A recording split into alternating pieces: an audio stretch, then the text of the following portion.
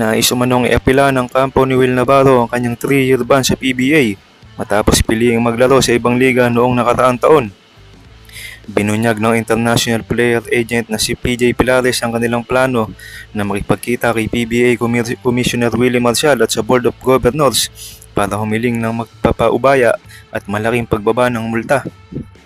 Naniniwala si Pilares na si Navarro na nakuha ng Magnolia sa trade na nagpadala kay Calvin Abreva at dalawa pang manlalaro sa Northport ay kumilos ng maayos sa kanyang mga karapatan at walang nilabag ng mga panuntunan sa liga sa panahon ng kanyang pagpirma ng kontrata sa Busan KCC Aegis noong Agosto.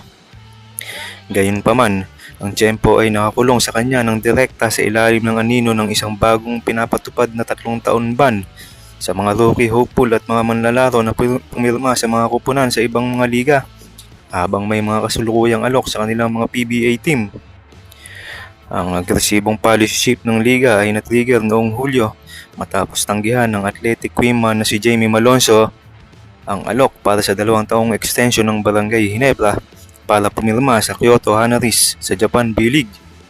Nakikita ni Pilares bilang isang nakapagpapatibay na tanda ang kamakailang trade na nagpadala ng mga karapatan sa pagpirma ni Navarro sa pinakabagong expansion franchise ng liga, ang Titan Ultra Giant Risers, kapalit ng mga karapatan sa PBA ng kapwa KBL Asian import na si Alvin Tolentino.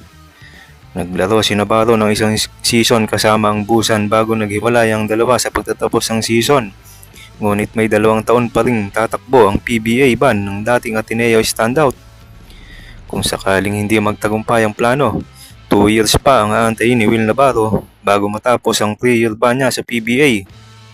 Hahanap na lang kaya muna siya ng ibang team sa KBL o Japan B-League or otherwise aantayin niya ang next season ng MPBL sa April 2027.